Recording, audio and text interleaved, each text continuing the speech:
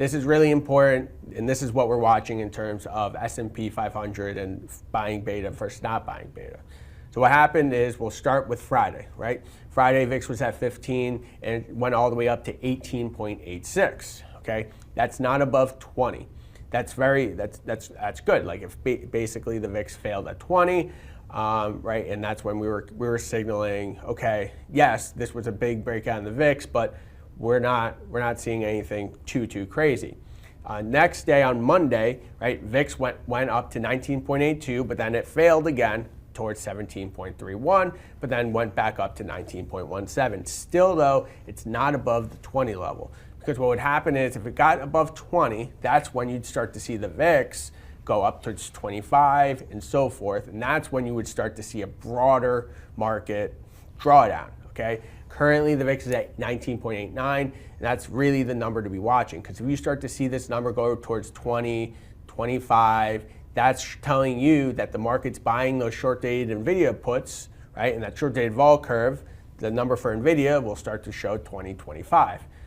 So that's ultimately what we want to be watching, is making sure that the VIX isn't going to break out, because if it starts to break out, you're going to see a broader market drawdown, because you're in negative gamma, and bigger losses they chase either direction. And so, yeah, so negative gamma accelerates the moves either way. Yeah, basically. exactly. Yeah. So what could also happen is, if it keeps failing at 20, then you can have actually a larger positive move once Nvidia happens, right? But once Nvidia happens, and you stop having all this negative buying due to just people buying puts for protection, right? They're just buying protection. They're not actually making a call on Nvidia's earnings one way or the other. An important thing to note too is, the quads are based on incoming data, right? Right.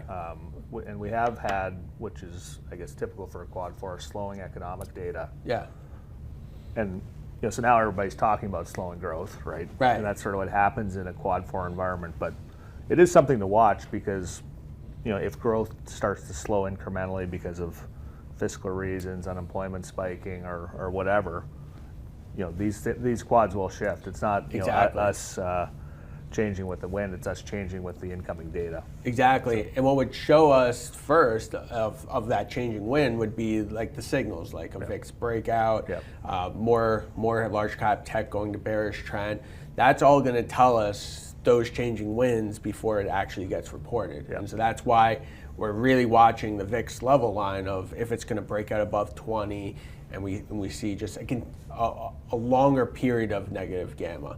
And so, but we're currently at a quad 4. What we're currently expecting is a quad 2 and quad 1, which is much more positive. So that's why in the number 2 thing, Keith is still buying things like SPMO and NASDAQ, XLF, and XLU is a little bit less. So, but really what we're doing is we're buying the things that we like, which is the things that are bullish trend. We're staying away from the bearish trend things. So if you go to the next slide, right, we are not buying the dip and bearish trends. So Amazon, Nvidia, XLK, Russell, Bitcoin, all those, we are just not buying the dips there, because they could not be dips. We're just staying away from bearish trends, because that's our process. We stay away from the bearish trends, but we'll buy the bullish trends that are closer to the low end of the risk range.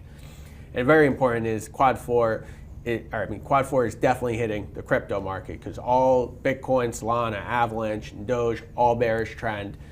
Currently, I think Solana's at like 139, Bitcoin's at 880,000. So very important that we are 100% out of crypto. Yes, we do have an upcoming quad 2, but the current signal is saying stay out, because we don't know how much lower it can go, right? We're not going to put a price target on it or anything.